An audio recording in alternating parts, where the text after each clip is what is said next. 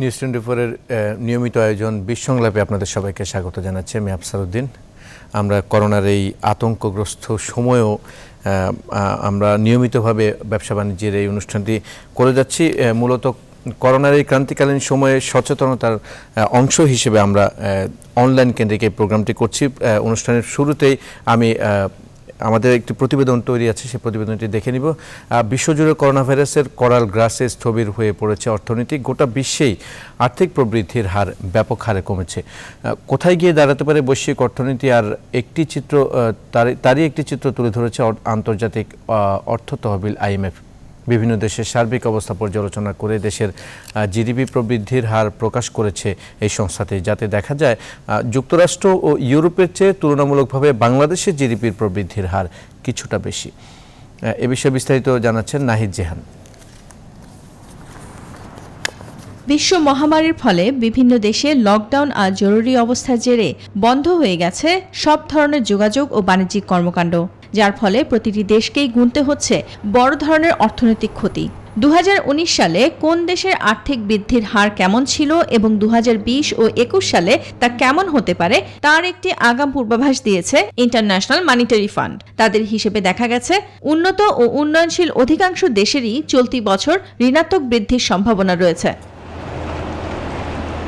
উন্নত দেশের মধ্যে যুক্তরাষ্ট্রে 2019 সালে জিডিপি ছিল 2.3%, আর 2020 সালে সেই হার হতে পারে -5.9%। তবে 2021 সালে তা বৃদ্ধি পেয়ে হতে পারে 4.7%। একইভাবে প্রবলভাবে করোনা আক্রান্ত ইউরোপীয় ইউনিয়নের দেশ ইতালি, ফ্রান্স ও স্পেনের অর্থনীতিতেও ভয়াবহ নেতিবাচক প্রভাব পড়েছে। 2019 সালে প্রবৃদ্ধি ছিল 1.2%, আর 2020 ও 21 সালে পূর্বাভাসে বলা হয়েছে জিডিপি হতে পারে যথাক্রমে -7.5 ও 4.7%। এদিকে এশিয়ার মধ্যে জাপান ও পাকিস্তানে 2019-এর তুলনায় চলতি বছর জিডিপির প্রবৃদ্ধি ঋণাত্মক মাত্রায় পৌঁছতে পারে। 2021-এ তা আবার বাড়তে শুরু করবে। তবে ভিন্ন চিত্র দেখা গেছে চীন, ভারত ও বাংলাদেশের জিডিপির ক্ষেত্রে। চীনের জিডিপি 2019-এর তুলনায় কিছুটা কমলেও তা ঋণাত্মক মাত্রায় যাচ্ছে না। একইভাবে ভারতে গেল বছরের 4.2 থেকে নেমে চলতি বছর 1.9% আসতে পারে, আবার 7.4% বেড়ে দাঁড়াতে পারে আগামী বছর। আর এক্ষেত্রে সবচেয়ে ইতিবাচক অবস্থানে রয়েছে বাংলাদেশ। 2019 সালে জিডিপি ছিল 7.9, চলতি বছর তা নেমে 2 এবং 2021 সালে 9.5% উন্নীত হতে পারে বলে জানিয়েছে আন্তর্জাতিক অর্থ তহবিল। নাহিদ জেহান, নিউজ 24।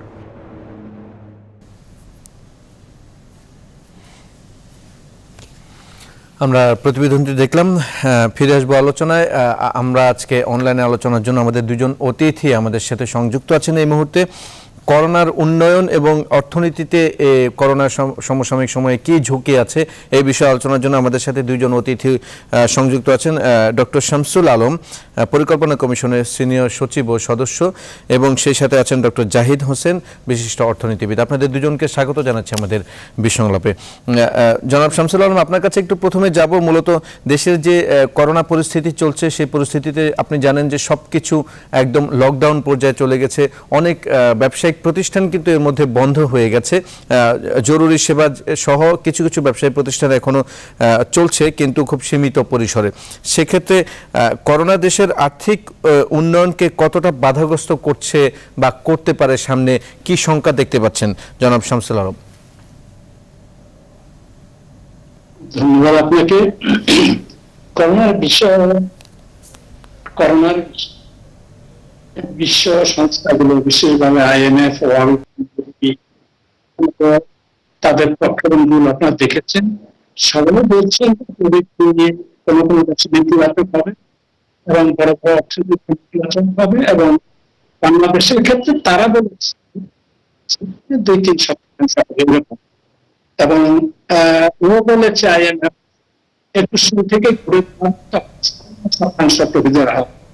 আসলে এগুলি সবই সংখ্যা থাকতে গুরুত্ব না দিয়ে বিষয় নিশ্চিত মন্দা দেখা বিষয় দ্বিমত নেই।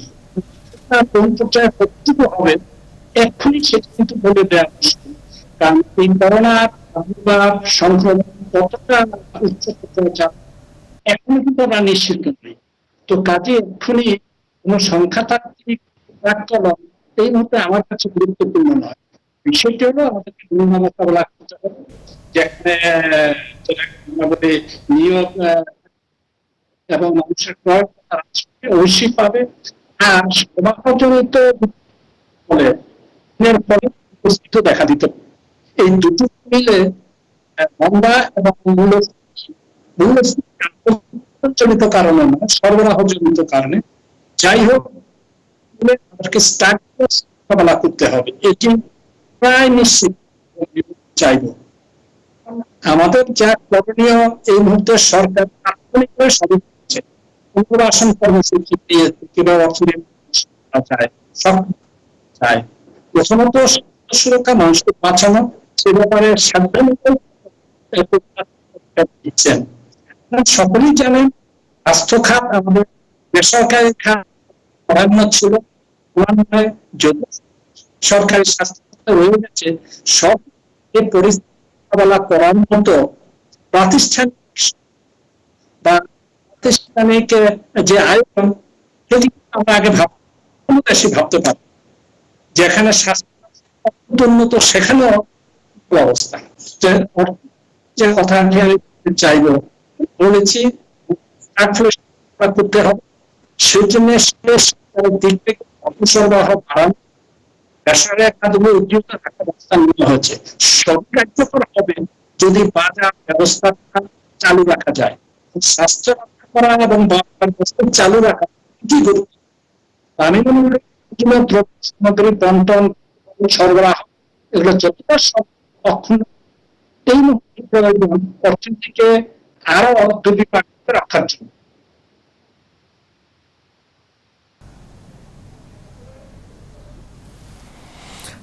ধন্যবাদ জনাব শামসুল আলম। আমরা আপনি যে শঙ্কার কথাগুলো বলছেন, আপনি বলছিলেন যে বেসরকারি খাত এবং সরকারি খাতের কথা উল্লেখ করেছেন। আপনার কাছে একটু জানতে চাইব যে আর্থিক খাতে করোনার এই সংকটকালীন সময়ে যদি দীর্ঘায়িত হয়, সেক্ষেত্রে বাংলাদেশের আর্থিক খাতকে সচল রাখার জন্য, ঠিক রাখার জন্য বাংলাদেশের সক্ষমতা কতটুকু আছে, কি মনে করছেন, কি গ্যাপ আছে আমাদের? সেটা কিছুটা ইঙ্গিত আমি দিয়েছি। প্রায় কর্মসূচি ঘোষণা করা হয়েছে বিভিন্ন খাতে, শিল্প, হাজারি শিল্প, কৃষি, উৎপাদন কোন ক্ষেত্র নেই যেখানে সরকার সুনির্দিষ্ট কর্মসূচি গ্রহণ করে।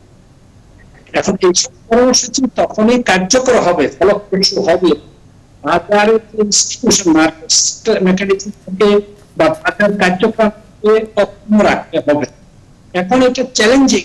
স্বাস্থ্য সুরক্ষা করবো, স্বাস্থ্য বজায় রাখবো, মানবো, সঙ্গে অন্য পরিবহন, উৎপাদন ব্যবস্থা, কৃষক ঋণের ব্যবস্থা, এই মুহূর্তে ঋণের চেয়ে তাদের পণ্য কারণ মিলিয়ন বোরো উৎপাদন হবে, প্রায় 2 কোটি। এই উৎপাদন মাঠে থাকবে না, কৃষক ঘর থাকবে,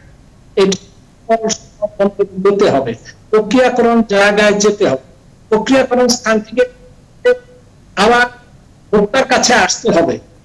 যে কথাটা সকল পণ্যের মূল্য শৃঙ্খলটা যতটা সম্ভব অক্ষুণ্ণ রেখে, বাজারকে চালু রেখে আমাদেরকে এই বিষয়টাতে তাহলে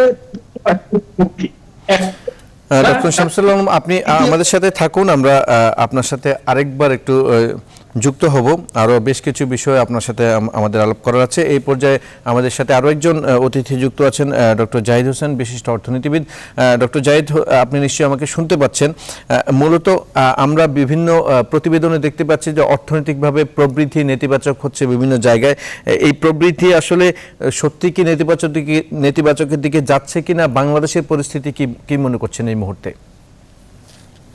এই মুহূর্তে তো অর্থনীতি একটা বড় ঝুঁকিপূর্ণ অবস্থায় আছে, কারণ আমাদের অর্থ বছর 12 মাসের মধ্যে 4 মাসই সরাসরি করোনা আক্রান্ত। জি।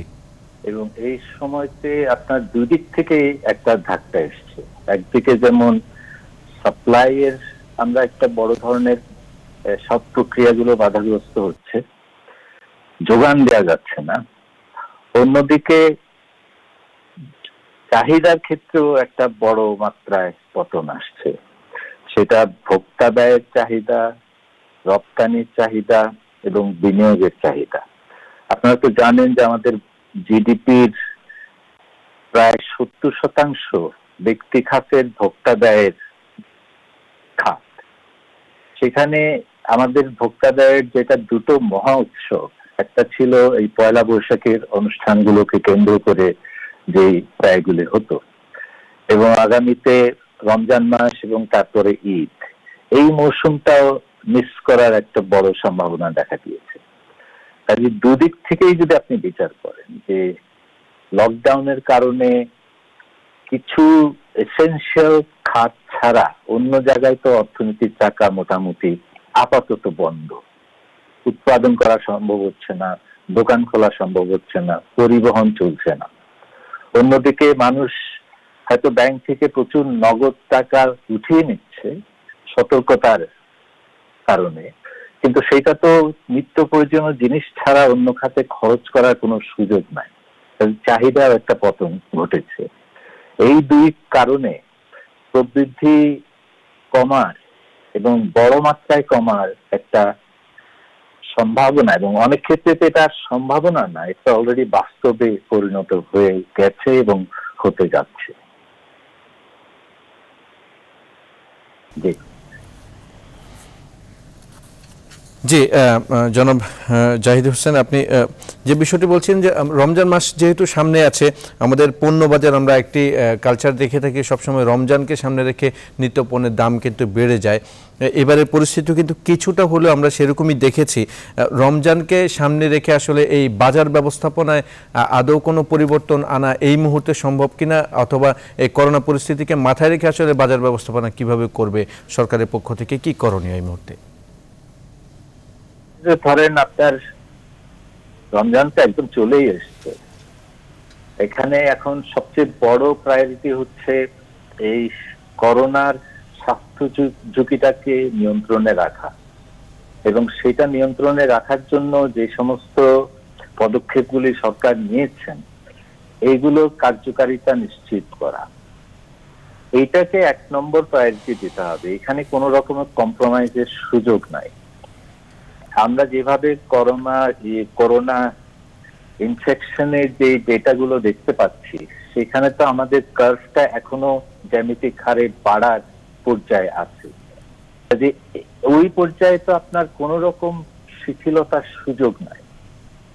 যেটা নিশ্চিত করতে হবে যে রমজান মাসে, এবারের রমজানটা কিন্তু অন্যান্য রমজানের মতো হবে না। এটা শুধু সরকার না, আমাদের জনগণকেও কিন্তু এটা বুঝতে হবে। আমাদেরকে অনেক সচেতন হতে হবে যে আগের মতো রমজানের মাসে আমরা যে ধরনের খাদ্য অভ্যাস, যে ধরনের কেনাকাটার অভ্যাস ছিল, ওই আচরণে একটা পরিবর্তন আমাদের নিজেদেরকে করতে হবে। সরকারের যেটা করণীয় সেটা হচ্ছে রমজান মাসে নিত্য প্রয়োজনীয় জিনিসগুলো, যেগুলি ছাড়া মানুষ এই রিলিজিয়াস ধর্মের কর্মকাণ্ডগুলো পালন করতে পারবেন না, এইগুলো যাতে বাজারে এভেইলেবল থাকে, এসেনশিয়াল জিনিসগুলো, এবং সেইটা দোকানে এভেইলেবল করার জন্য যে ধরনের এই লকডাউনে কিছু কিছু শিথিলতা হয়তো আপনাকে দিতে হবে, এর বাইরে যথেষ্ট মজুদ আছে কিনা এবং এই অবস্থার সুযোগ নিয়ে কেউ মূল্যকে কারসাজি করছে কিনা, এই দুটো জিনিস সরকারকে নিশ্চিত করতে হবে। স্বাস্থ্য ঝুঁকির ব্যাপারে কোন রকম কম্প্রোমাইজ করার সুযোগ নাই।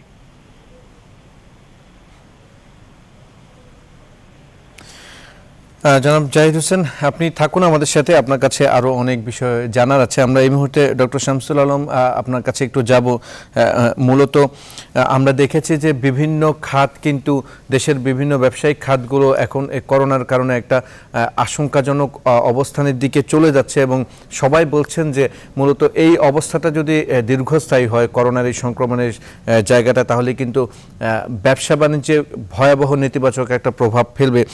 আমরা জানি যে পোশাক খাত কিন্তু বাংলাদেশের অন্যতম একটি খাত, যেটার উপর নির্ভর করে আমাদের বৈদেশিক মুদ্রা আসে এবং সবচেয়ে বেশি আর্ন হয় পোশাক খাত থেকে। সেই পোশাক খাতের ঝুঁকি এই মুহূর্তে কি দেখছেন আপনি? পোশাক খাতের ঝুঁকি তো অবশ্যই আমরা দেখেছি যে কমে গিয়েছে, গত মার্চে রপ্তানি কমে গিয়েছে বিরাট অংশ। জি, যে বিষয় আমাদের আসলে লক্ষ্য দিতে হবে,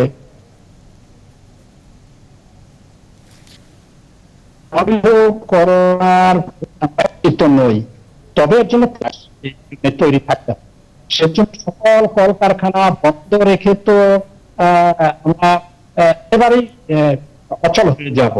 সেক্ষেত্রে চায়নার টাকা কাজে লাগাতে চায়, সেটা নিশ্চয়ই আমাদের পোশাক শিল্পের উপর তারা জানেন।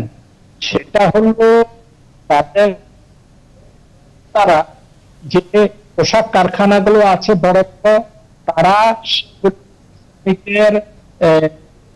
শ্রমিকদের 14 দিনের জন্য কোয়ারেন্টাইন করে, যারা অসুস্থ নয় তাদেরকে ওই ফ্যাক্টরি রেখে খাওয়া দাওয়ার ব্যবস্থা করে বাইরে যেতে না দিয়ে এবং সকল সেখানে রেখে এগুলো চালু রেখেছে। আমাদের বড় বড় অনেক শিল্প কারখানা আছে যারা শ্রমিকদের টাকা খাওয়ার ব্যবস্থা করতে পারে। তাদের করোনা এটি নিশ্চিত হয়ে তাদেরকে কারখানাতে খাওয়া দাওয়া, বিনোদন এবং কাজ সেটা নিশ্চিত করতে হবে। এটা বিশেষ করে অনেক শিল্প কারখানায় সম্ভব, যেগুলো বড় রকমের শিল্প কারখানায় শ্রমিকদের রাখার ব্যবস্থা করতে হবে। ওই বাইরে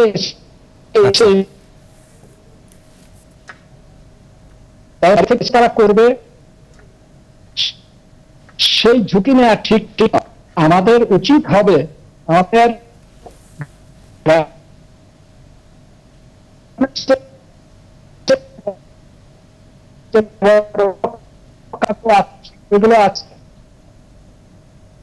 সেগুলোতে শ্রমিকদের বাসস্থানের ব্যবস্থা করা এবং কোয়ারেন্টাইন নিশ্চিত করার পরে সবসময় তাদের এবং কলকাতা স্যানিটাইজার আসা যাওয়া কারখানা চালিয়ে রাখা চিন্তা ভাবনা করতে হবে। এটা প্রায় অনেক ক্ষেত্রেই সম্ভব। রাইস মিলিং যারা করেন, শ্রমিকরা বাইরের থেকে আসেন, সেই রাইস মিলিং এ যথেষ্ট ইয়ার্ড আছে, সেখানে রাখার ব্যবস্থা করে চালুতে আমাদের যেতে হবে। তা না হলে এই অর্থনীতি চাঙ্গা না রাখতে হয়তো অভাব হবে, কিন্তু জনপ্রতিনিধিশীল সরকার ক্ষমতায় কৃষি ক্ষেত্রে যে যন্ত্রায়ন আমরা সুযোগ দিয়েছি, আমরা হারভেস্টার দিয়েছি, তা 50 থেকে যে খবর পাচ্ছি দ্রুত আরো পদক্ষেপ নিতে হবে। এটা আমরা আশা করছি না। সেখানে যারা ফিরে আসছেন তাদের কিছু পুঁজি আছে, তারা এখন হারভেস্টার ক্রয় করে সরাসরি উৎপাদনটাকে সংরক্ষণে এগিয়ে আসতে পারেন। সেই সংরক্ষণ কারখানায় নিয়ে আসা, সেগুলো ভোগ কেন্দ্রে পাঠানো, এ কারণে আমাদের পণ্য সরবরাহ অনিয়মিত হয় এমন কিছু করা যায় এবং তার জন্য সময়সীমা রাখার দরকার নেই। দেখতে হবে যে শ্রমিকরা জড়িত, তারা স্বাস্থ্য নিশ্চিত করে চলাচল করে কিনা। আপনার বাঁচার ব্যবস্থা চালু আছে, সীমিত পর্যায়ে হলেও চালু রাখতে হবে, বরং পরিষদ করে বাজার বাড়ানো যায়। আমাদের যেটা করতে হবে, শারীরিক দূরত্ব নিশ্চিত এবং বাজারগুলো যাতে চালু থাকে। বারবার এই কথা সেই কারণে, কারণ বাজার না থাকলে কোনো প্রচেষ্টাই কোনো দায় কিন্তু কার্যকর হবে এবং কার্যকর হবে না। অর্থনীতিকে আমাদের এইভাবে প্রস্তুত করতে হবে, শিল্প কারখানায় হসপিটাল করতে যারা সহায়ক কর্মী তারা হসপিটাল করতে হবে সঠিকভাবে, কতদিন আমাদের এই করোনা থেকে মুক্ত হই, অবস্থায় আমাদের যেতে হবে। ধন্যবাদ জনাব শামসুল আলম। আমরা আপনার কাছে আরও কিছু বিষয় জানবো, তবে এই মুহূর্তে আমরা আমাদের আরেকজন অতিথি যিনি আছেন ডক্টর জাহিদ হোসেন, তার কাছে একটু যাব। মূলত ডক্টর জাহিদ হোসেন, আপনার কাছে একটু জানতে চাইব, মূলত এই ডক্টর শামসুল আলম যেটি বলছিলেন যে অর্থনীতি চাঙ্গা রাখার স্বার্থে এখন বিভিন্ন উদ্যোগ নিতে হবে, বিশেষ করে উনি কিন্তু গার্মেন্টস কর্মীদের অফিস কোয়ারেন্টাইনের বিষয়টিও কিন্তু উল্লেখ করেছেন। আপনার কাছে বিশেষভাবে একটু জানতে চাইব যে এই মুহূর্তে অর্থনীতিকে, বাংলাদেশের অর্থনীতিকে চাঙ্গা রাখার জন্য কি কি উদ্যোগ নেওয়া যেতে পারে, সেটা সরকারিভাবে হোক বেসরকারিভাবে হোক, কি বলবেন?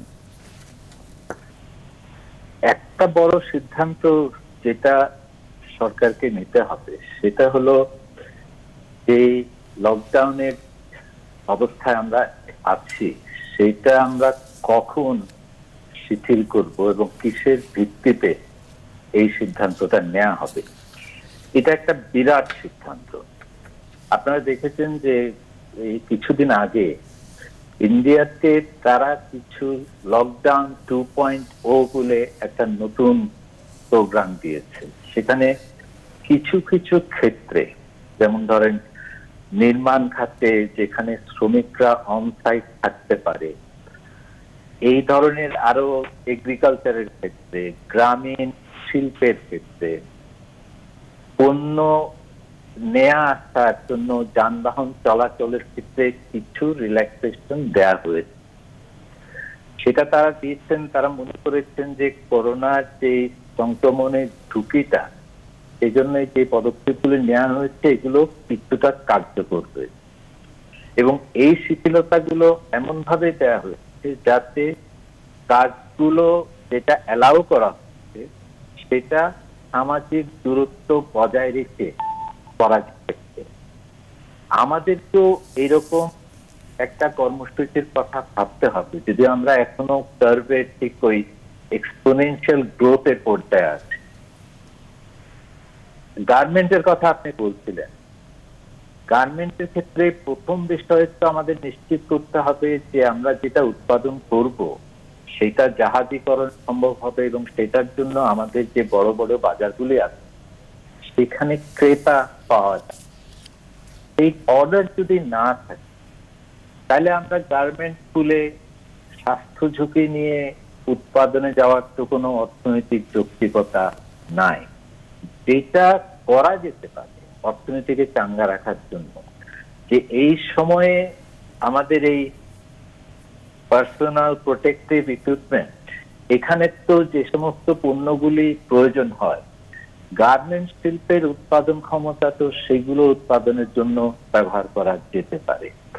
ওই কাজ যদি আমরা করতে পারি, এটা তো একটা বিরাট চাহিদা আছে, যেটা একটা বড় শর্টেজ আছে, সেটা মিট করার জন্য কিছু কিছু গার্মেন্টস শিল্প যাদের এই ক্ষমতাটা আছে, সেখানে আপনার পুরো যে উৎপাদন ক্ষমতাটা ব্যবহার করতে তা না, আপনার যদি ধরেন 500 শ্রমিক থেকে থাকে, সামাজিক দূরত্ব রাখার জন্য যদি আপনার সেটা 50% ব্যবহার করতে হয়, তাহলে 50% দিয়ে কাজটা শুরু কর। সব যে একই শিফটে কাজ করতে হবে এমন তো কোনো কথা নাই। আমি যদি শিফট বাড়াই, প্রতি শিফটে শ্রমিকের সংখ্যা কমিয়ে দেই, এমন ভাবে যাতে অন্তত 6 ফিট দূরত্ব বজায় রেখে তারা তাদের কাজ করতে পারে এবং অন্যান্য হাইজেনিক প্র্যাকটিসেস যেগুলি আছে এগুলি মেনে চলতে পারে। এই ধরনের শিথিলতার কথা, যেটাকে সাধারণভাবে বলা হচ্ছে ডিফারেন্সিয়েটেড রিওপেনিং স্ট্র্যাটেজি, যে আমরা হঠাৎ করে অর্থনীতিটা বন্ধ করে দিয়েছি একটা বড় ঝুঁকির কারণে, ভাইরাসের কারণে, কিন্তু হঠাৎ করে সবকিছু কিন্তু খোলা যাবে। খোলার সময় আপনাকে গ্র্যাজুয়ালি, ধীরে সুস্থে, মেথডিক্যালি খুঁজতে হবে, এমন জায়গা দিয়ে শুরু করতে হবে যেখানে কর্মকাণ্ড চলতে পারে, আবার সোশ্যাল ডিস্টেন্সিংও মেনে চলা সম্ভব হবে।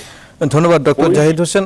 আমি জানি আপনার কাছে আরো কিছু পয়েন্ট আছে যেগুলো আপনার কাছে অবশ্যই আছে এবং এগুলো অবশ্যই শুনবো, তবে এই মুহূর্তে আমরা অনুষ্ঠানে এই প্রজেক্টে বিরতি নিব। আপনারা দুইজনই আমাদের সাথে একটু যুক্ত থাকুন, আমরা বিরতি থেকে ফিরে এসে বাকি আলোচনাগুলো করব।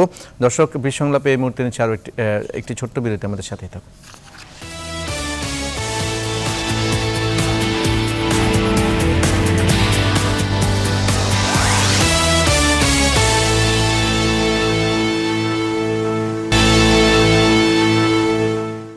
বিরতির পর আবার স্বাগত বিশ্ব সংলাপে। আমরা করোনা উন্নয়ন ও অর্থনীতির ঝুঁকি নিয়ে আলাপ করছিলাম। আমাদের সাথে ডক্টর শামসুল আলম, পরিকল্পনা কমিশনের সিনিয়র সচিব ও সদস্য, এবং বিশিষ্ট অর্থনীতিবিদ ডক্টর জাহিদ হোসেন, দুজন অতিথি উপস্থিত আছেন।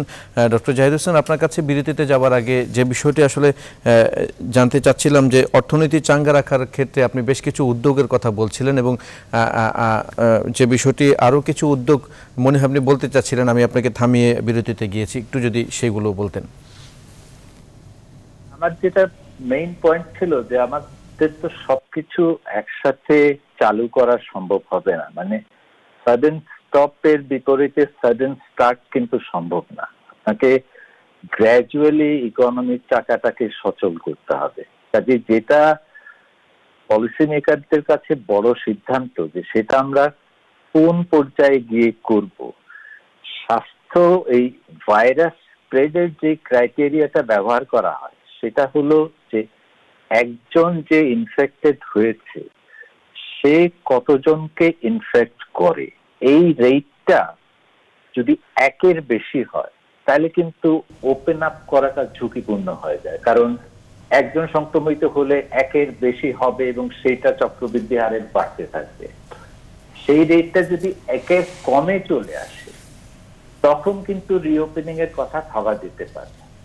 আমরা যে সমস্ত স্ট্যাটিস্টিক্স গুলো দেখতে পাচ্ছি সেটাতে কিন্তু বাংলাদেশে, বিশেষ করে আমরা তো ঢাকায় নিয়ে স্ট্যাটিস্টিক্স বেশি পাই, সেখানে এটা যে একের কাছাকাছি বা নিচে আছে সেটা তো অবশ্যই মনে হয় না।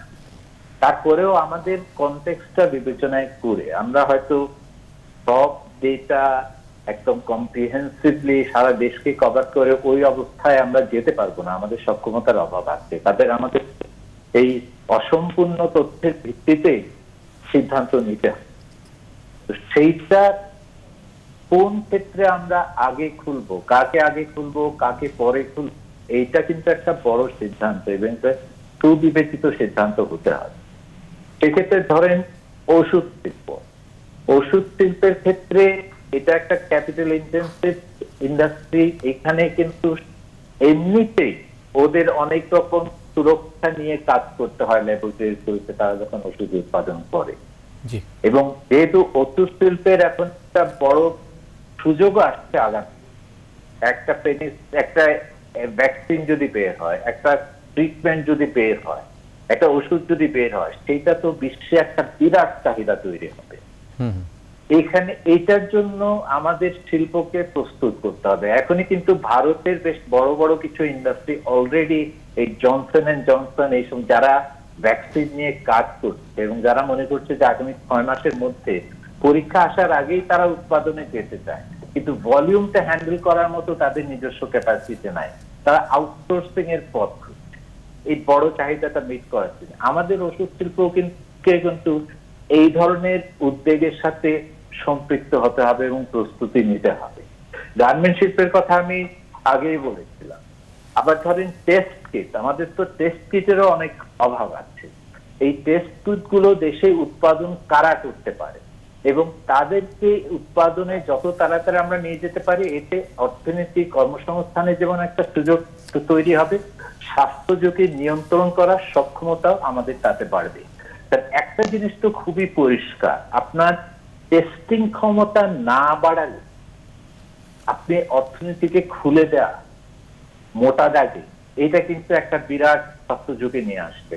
আমরা দেখেছি সিঙ্গাপুরে তারা লকডাউন তুলে দেওয়ার পরে কিন্তু আবার এই ভাইরাসটা ফিরে আসছে, একটা সেকেন্ড ওয়েভ দেখা যাচ্ছে। কাজে এইসবের জন্য আমাদের প্রস্তুতিটা আরো শক্তিশালী করতে গেলে সেখানে যেসব শিল্প খাত ভূমিকা রাখতে পারে সেই শিল্প খাতগুলিকে আমাদের আগে করতে হবে, অগ্রাধিকার ভিত্তিতে নিয়ে কাজ করতে হবে। ধন্যবাদ জনাব জাহিদ হোসেন, আপনি থাকুন আমাদের সাথে। আমরা একটু ডক্টর শামসুল আলম আপনার কাছে যাব। আমরা গার্মেন্টস শিল্প নিয়ে বারবার কিন্তু আলাপ করছি, কারণ এইটি আমাদের প্রধান অর্থনৈতিক একটি বিষয়ের সাথে সম্পৃক্ত এবং মূল যে ভূমিকা রাখে সেই পোশাক খাতের যে বিষয়টি এখন বলবো সেটা হচ্ছে আন্তর্জাতিক বাজারও কিন্তু একই সাথে ক্ষতিগ্রস্ত হচ্ছে, অর্থনীতি সেখানেও কিন্তু ভঙ্গুর হচ্ছে অনেক দেশের সক্ষমতা থাকার কারণে তারা টিকে যাচ্ছে। কিন্তু এই অবস্থায় আমাদের রপ্তানিমুখী ব্যবসা বাণিজ্য যেগুলো আছে, পোশাক শিল্প সহ অন্যান্য যে রপ্তানিমুখী ব্যবসা বাণিজ্য আছে, সেগুলোর ঝুঁকিটা কোন জায়গায় আছে, তারা কিভাবে আসলে এই জায়গা থেকে মুক্তি পাবে, কি করণীয় তাদের এই মুহূর্তে? জনাব শামসুল আলম। আপনাকে ধন্যবাদ।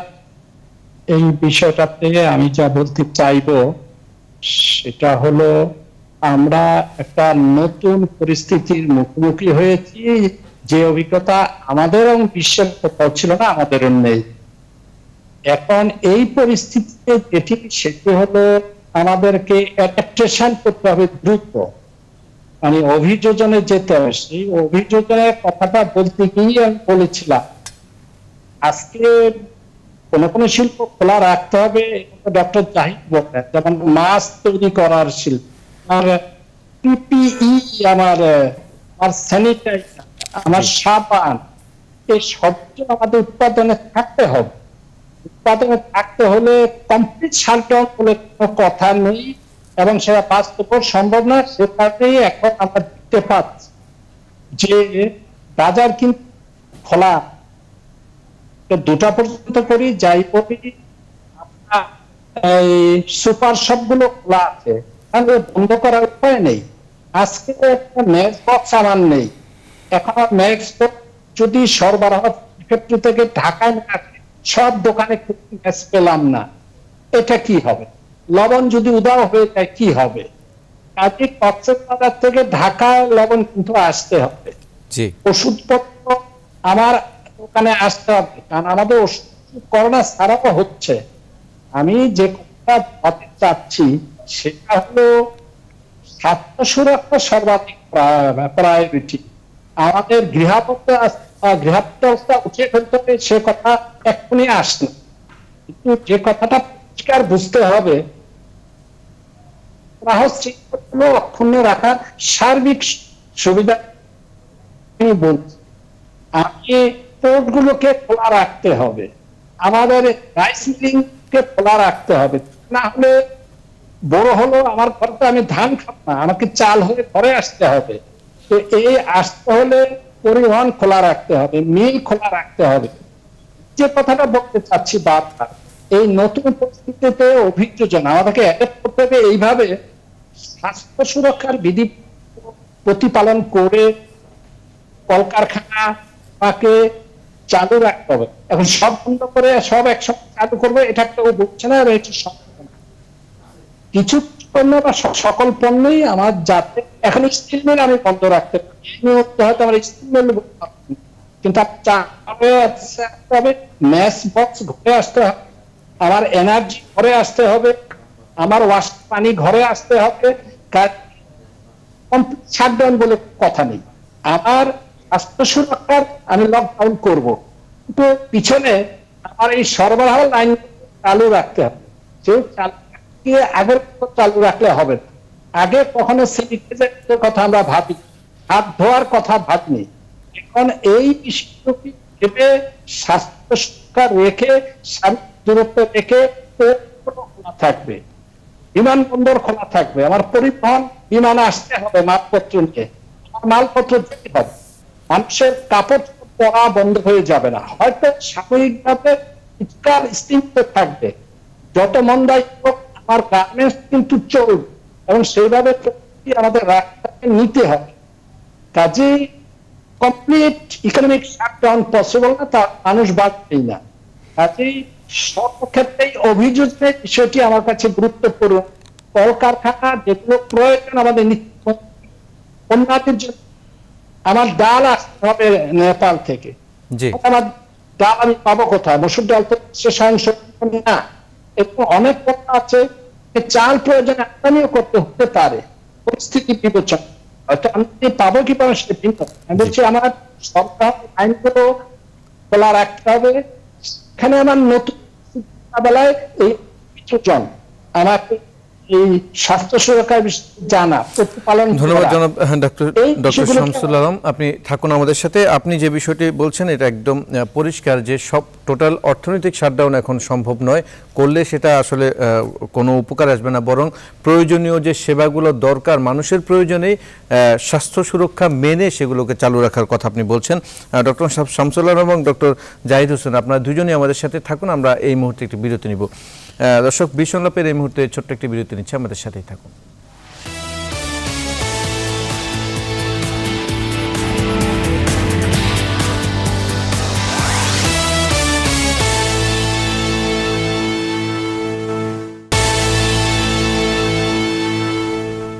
বিরতির পর আবারও স্বাগত বিষ সংলাপে। আমরা করোনা উন্নয়ন এবং অর্থনৈতিক ঝুঁকি এই সময়ে এ বিষয়ে আলোচনা করছি। আমাদের সাথে ডক্টর শামসুল আলম এবং ডক্টর জাহিদ হোসেন আছেন। ডক্টর জাহিদ হোসেন, আপনার কাছে একটু যাব। প্রথমেই মূলত একটি বিষয়ে একটু, আমরা সবাই জানি যে এই মুহূর্তে খেটে খাওয়া মানুষ যারা আছেন বাংলাদেশে, তাদের কিন্তু খাদ্য সহায়তা দেওয়া হচ্ছে, তাদের খাদ্য নিশ্চয়তা কোনোভাবে মেটানো হচ্ছে, কিন্তু একটা সময় গিয়ে তাদের যে আর্থিক সংকট দেখা দিবে, নগদ অর্থ তাদের হাতে পাওয়ার যে প্রয়োজন পড়বে, সেই বিষয়টা কিন্তু এখনও অনিশ্চয়তার মধ্যে আছে। এই বিষয়টির সাথে আরেকটা বিষয় যোগ করব, সেটি হচ্ছে যে এই যে আর্থিক সংকটটা মেটানোর জন্য তাদের খাদ্য সহায়তার পাশাপাশি কি করণীয় আছে, কে কার পক্ষ থেকে কি করতে পারেন এই মুহূর্তে, কি বলবেন? এখানে নেতৃত্বটা তো অবশ্যই সরকারের কাছ থেকে আসতে হবে, এবং সরকার অলরেডি বেশ কিছু কর্মসূচি চালু করেছে, সেগুলো মূলত খাদ্যভিত্তিক কর্মসূচি।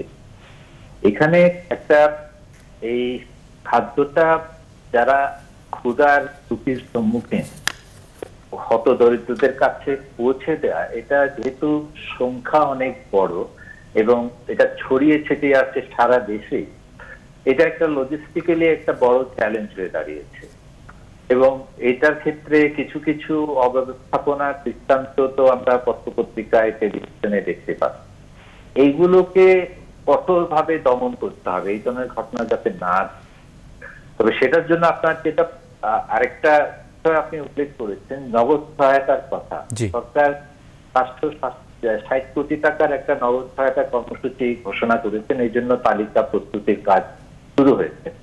আমার মনে হয় এই দিকেই বেশি জোর দেওয়া দরকার, কারণ খাদ্য পৌঁছানো এত বিপুল একটা জনসংখ্যার কাছে যত বড় চ্যালেঞ্জ, এই চাইতে আমাদের এই মোবাইল ফাইন্যান্সিয়াল সার্ভিসেস এবং এই হত দরিদ্রদের সাথে যারা কাজ করে, ওদেরকে যারা চেনে, তাদের সাথে মিলে ওদের কাছে কিভাবে অ্যাকাউন্ট না থাকলে একটা অ্যাকাউন্ট ওপেন করা, একটা মোবাইল ফাইন্যান্সিয়াল সার্ভিসে অ্যাক্সেসের ব্যবস্থা করা, এবং তার মাধ্যমে একটা মাসিক ভিত্তিতে হোক বা ত্রৈমাসিক ভিত্তিতে হোক একটা ক্যাশ অ্যামাউন্ট তাদের কাছে পৌঁছে দেয়।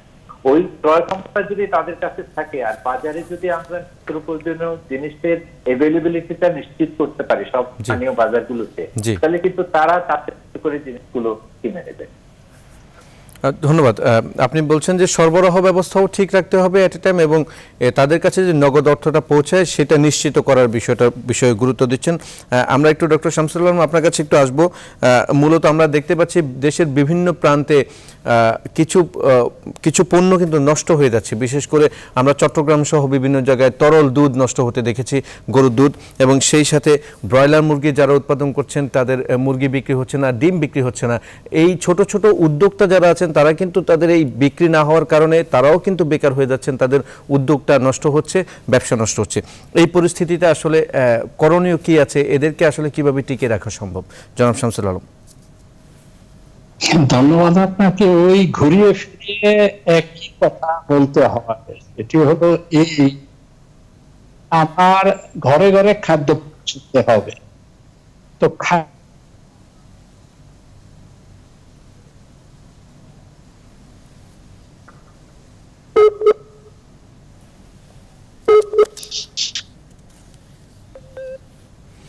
আমরা বোধহয় ডক্টর শামসুল আলম, আপনি বোধহয় আপনার কানেকশনটি কোনো একটা ঝামেলা করছে। আমরা ডক্টর জাহিদ হোসেন আপনার কাছে আরেকবার আসবো। মূলত আমরা একদম সংক্ষেপে একটু জানতে চাইবো যে চট্টগ্রামে 500 ছাপাখানা বন্ধ হয়েছে এবং কর্মহীন হয়ে পড়েছে 4000 শ্রমিক, এরকম একটা সংবাদ আমরা দেখেছি। শুধু এটা তো একটা বড় অ্যামাউন্ট, এটা ছাড়া ছোট ছোট সংখ্যায় কিন্তু কর্মসংস্থান বন্ধ হয়ে যাচ্ছে, বেকার হচ্ছে জনগণ। এই অবস্থা আসলে আমরা কোন দিকে যাচ্ছি, এই অবস্থা করণীয় কি? এই অবস্থায় তাদের জীবিকাকে আপনার সাপোর্ট দিতেই হবে। কারণ একটা কথা খেয়াল রাখতে হবে, আমরা যে স্বাস্থ্য ঝুঁকি মিটিগেশনের জন্য যে ব্যবস্থাগুলো নিচ্ছি, মানুষ যদি ক্ষুধার সম্মুখীন হয় তাহলে কিন্তু তারাই নেমে আসলে ওই ব্যবস্থাগুলো অকার্যকর হয়ে যাবে। কাজে এই করোনা রিস্ক স্প্রেড মিটিগেশনের অংশ হিসাবে এই কর্মসূচিকে দেখতে হবে। কারণ আপনার করোনা ঝুঁকি যদি সবাই মুক্ত না হয় তাহলে কিন্তু কেউ মুক্ত হবে না। এখন ক্ষুধার জ্বালায় যদি মানুষ পথে নেমে আসে তাহলে তো এই সংক্রমণের ঝুঁকিটা বেড়ে যায়। সেই জন্য যারা ক্ষতিগ্রস্ত হচ্ছেন তাদের জীবিকাকে সাপোর্ট দেওয়ার একটা ব্যবস্থা আমাদের করতেই হবে। আর কিছু ক্ষুদ্র সমস্যা, যেগুলো ক্ষুদ্র মানে না, কিছু ইমিডিয়েটলি করণীয় আছে। যেমন আপনি চট্টগ্রামের কথা বলছিলেন, চট্টগ্রাম বন্দরে একটা বিরাট কন্টেইনার জট হয়ে আছে এবং এই জটটা কিভাবে সমাধান করা হবে সেটা মন্ত্রণালয়ের সিদ্ধান্তের অপেক্ষায় আছে। সিদ্ধান্তটা দ্রুত দিতে হবে যাতে আমরা ওই কন্টেইনার গুলো ক্লিয়ার করতে পারি। ওইটা ক্লিয়ার করতে পারলেই কিন্তু কিছু কিছু অর্থনৈতিক কার্যক্রম চাঙ্গা হবে এবং সেখানে কিছু আয়ের ব্যবস্থা হতে পারে। অনেক ধন্যবাদ ডক্টর জাহিদ হোসেন, এবং সেই সাথে ধন্যবাদ জানাচ্ছি ডক্টর শামসুল আলম। আপনাদের দুজনকে অসংখ্য ধন্যবাদ আমাদের আজকের বিসংলাপে সংযুক্ত হওয়ার জন্য। দর্শক, আজকের বিসংলাপ থেকে এই মুহূর্তে বিদায় নিচ্ছি। আগামী পর্ব দেখার আমন্ত্রণ জানিয়ে সবাই ভালো থাকবেন, সুস্থ থাকবেন, অবশ্যই স্বাস্থ্যবিধি মেনে নিরাপদে থাকবেন। ধন্যবাদ সবাইকে।